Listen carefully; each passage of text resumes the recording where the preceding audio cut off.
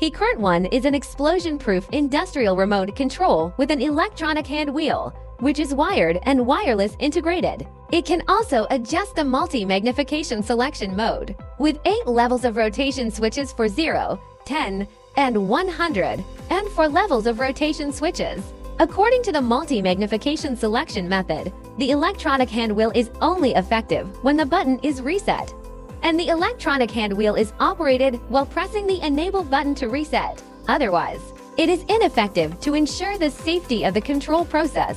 This is output through a data interface, which can be wired or wireless, and the whole machine is explosion-proof controlled.